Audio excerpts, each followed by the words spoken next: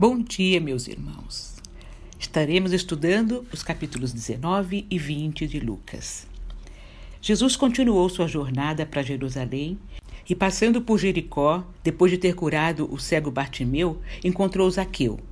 Ele era chefe dos cobradores de impostos, chefe dos publicanos, e muito rico, e muito odiado pelas suas práticas abusivas de cobrança. O seu nome, que significa puro e justo, era bem diferente da sua prática. Como muitos, ele ouvia falar de Jesus, queria ver quem era Jesus, sabia que ele estaria passando pela sua cidade. E aí vem a nossa memória, na minha memória, veio aquele hino. O mestre vai hoje passar, sim, hoje ele vai passar. Mas Zaqueu tinha um problema que o impediria de ver Jesus. Sua estatura era muito baixinho. Seria impossível se ficasse na multidão de ver Jesus.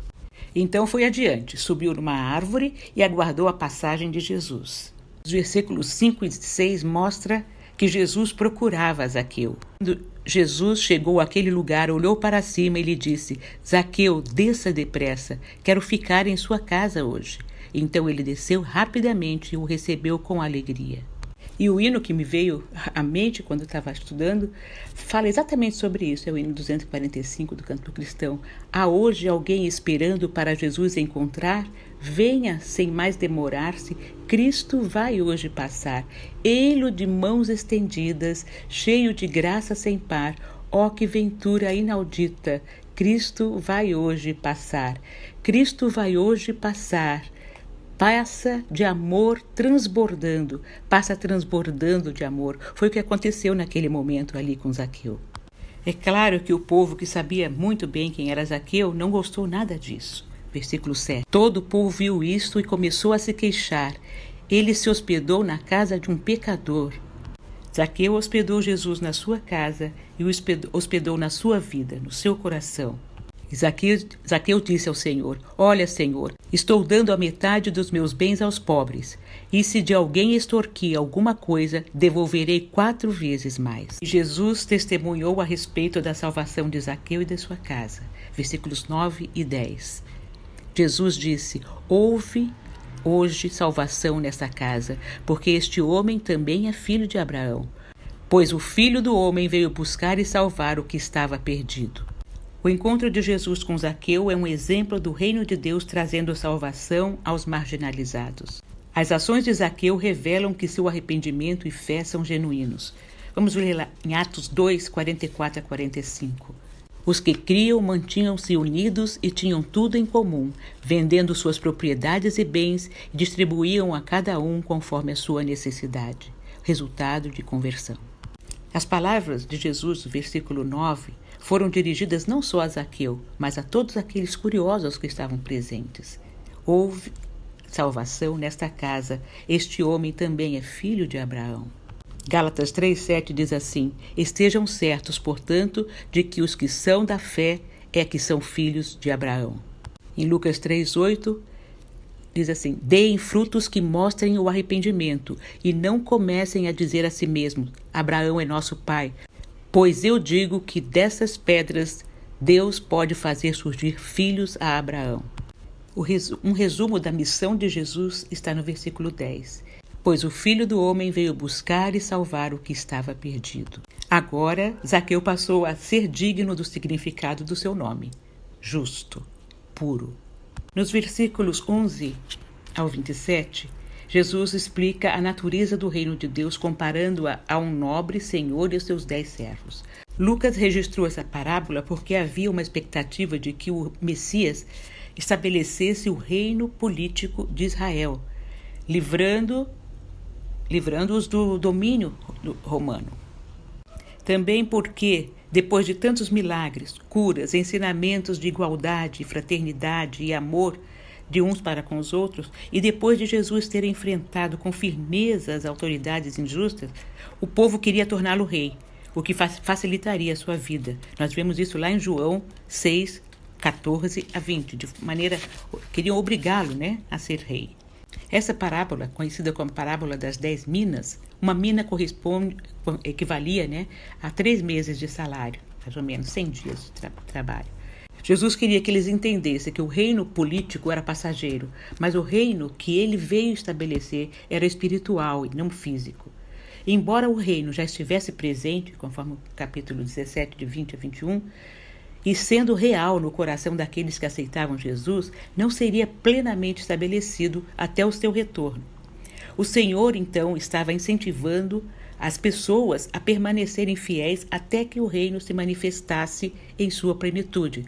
A parábola das 10 minas, então, ensina sobre o dever que temos diante de Deus de empregarmos cuidadosamente os nossos talentos, dons e bens para o bem do próximo e para a glória de Deus. 2 servos dessa parábola procederam corretamente e foram recompensados com uma nova oportunidade para servir. Foram humildes, reconhecendo que as minas, os talentos, não pertenciam a eles. Eles diziam: a tua mina. Nós também devemos reconhecer que os nossos bens, os nossos talentos não pertencem a nós. Mas o terceiro servo, por medo, como ele mesmo disse, aguardou. Não atendeu às expectativas do seu senhor e foi punido com a perda do seu talento em benefício do que tinha mais. Jesus diz: eu digo a vocês que quem tem, mais será dado, mas a quem não tem, até o que tiver lhe será tirado. O que o servo preguiçoso usou como sua defesa foi usado para sua condenação.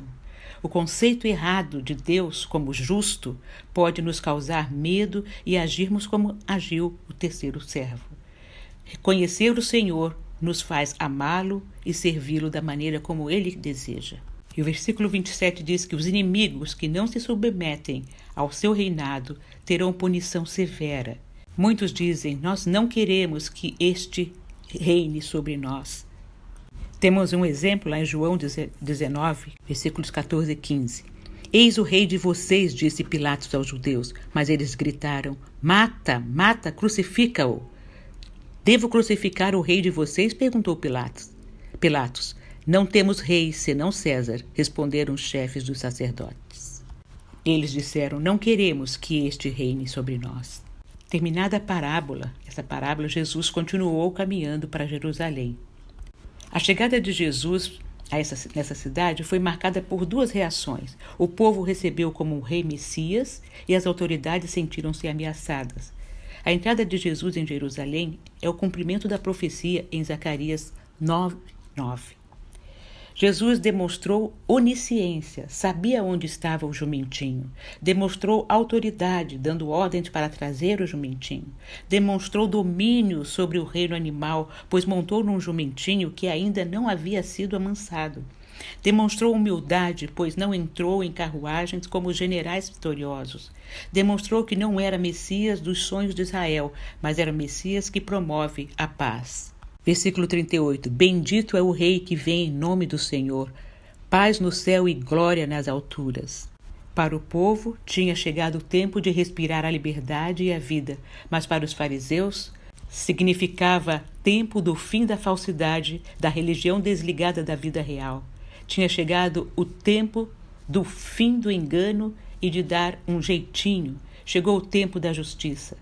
Mas como fazer a multidão calar? Parar de gritar. Versos 39 e 40. Alguns dos fariseus que estavam no meio da multidão disseram a Jesus: Mestre, repreende os teus discípulos. Eu digo a vocês, respondeu ele, se eles calarem, as pedras clamarão. A cidade não compreendeu a última chance que lhe estava sendo dada. Aquele domingo foi o dia da visitação de Deus.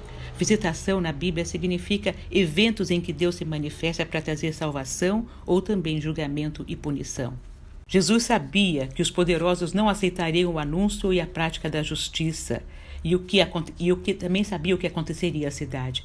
Então Jesus chorou copiosamente, pranteou, lamentou a oportunidade perdida. Versículo 41.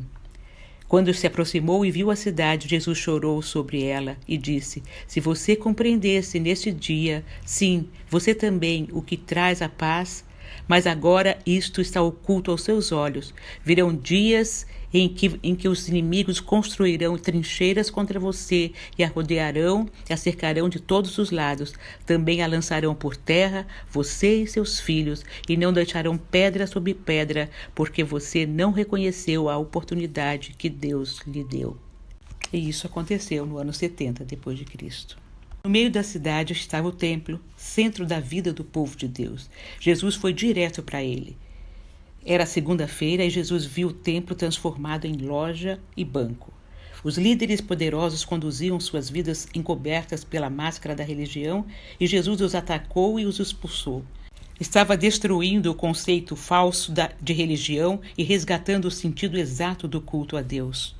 Versículo 45. Então ele entrou no templo e começou a expulsar o que estavam vendendo. Disse-lhes, está escrito, a minha casa será casa de oração, mas vocês fizeram dela um covil de ladrões. Todos os dias ele ensinava no templo, mas os chefes dos sacerdotes, os mestres da lei e os líderes do povo procuravam matá-lo. Todavia não conseguiam encontrar uma forma de fazê-lo, porque todo o povo estava fascinado pelas suas palavras. Os versículos 1 a 7 do capítulo 20 apresentam uma verdadeira luta entre Jesus e as autoridades religiosas. Esses líderes eram grandes inimigos de Jesus e queriam apanhá-lo em alguma falta. Fizeram uma pergunta ardilosa: quem te deu essa autoridade? Eles queriam saber quem havia dado autoridade para Jesus entrar em Jerusalém daquele jeito, dizer aquelas palavras terríveis sobre o futuro da cidade e principalmente pregar o evangelho como o início de um novo tempo. O que eles queriam, no fundo, é que Jesus dissesse que ele era o Messias enviado por Deus para governar o povo. Mas Jesus percebeu a intenção deles. Então responde com outra pergunta, porém uma pergunta sábia. Versículo 3. E respondeu, eu também farei uma pergunta. Digam-me, o batismo de João era do céu ou dos homens? Essa pergunta foi muito sábia. Jesus queria que eles admitissem que quem aceitasse o batismo de João também deveria aceitá-lo, porque foi João quem deu testemunho dele.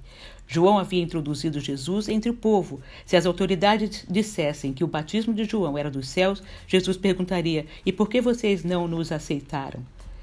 Se dissessem que era dos homens, seriam apedrejados, pois o povo via em João Batista um profeta enviado por Deus. Jesus os colocou contra a parede. Lemos nos versículos 9 a 18 que Jesus conta a parábola dos lavradores maus. Os lavradores assassinos citados na parábola eram os chefes religiosos do povo, conforme o verso 1, os principais sacerdotes, os escribas e os anciãos. A missão deles era fazer o povo produzir para Deus, o dono da vinha. Em vez disso, usaram o povo para o próprio proveito, matando todos os empregados enviados, que eram os profetas do Antigo Testamento, que o censuraram. E por último, mataram também o filho do patrão, que é a representação de Jesus. Mas eles não puderam interromper os planos de Deus. O Senhor havia enviado seu filho ao mundo exatamente para que morresse para salvá-lo. Na verdade, eles participaram e até ajudaram na realização dos planos eternos de Deus. E versículo 19 diz assim, os mestres da lei e os chefes dos sacerdotes procuravam uma forma de prendê-lo imediatamente, pois perceberam que era contra eles que ele havia contado essa parábola. Todavia, tinham medo do povo. Ainda não era o momento de prenderem Jesus, mas continuaram armando ciladas. A partir do versículo 20. Pondo-se a vigiá-lo, eles mandaram espiões que se fingiam justos para apanhar Jesus em alguma coisa que ele dissesse, de forma que pudesse entregar ao poder e autoridade do governador. Assim os espiões lhe perguntaram, Mestre, sabemos que falas e ensinas o que é correto, e que não mostras parcialidade, mas ensinas o caminho de Deus conforme a verdade. É certo pagar imposto a César ou não? Ele percebeu a astúcia deles e disse, mostre-me um denário. De quem é a imagem e a inscrição que está nele? De César, responderam eles. E ele lhes disse, portanto, deem a César o que é de César e a Deus o que é de Deus.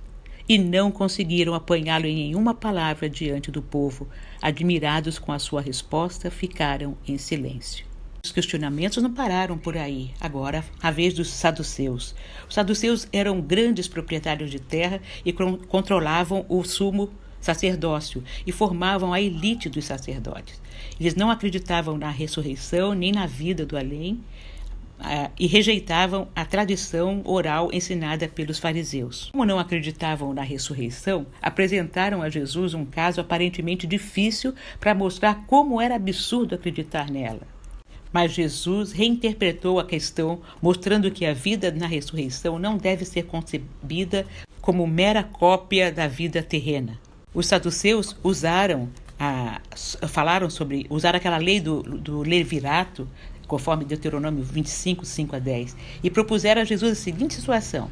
Certa mulher foi casada com 7 irmãos e cada um deles sucessivamente foi morrendo sem que gerasse um filho.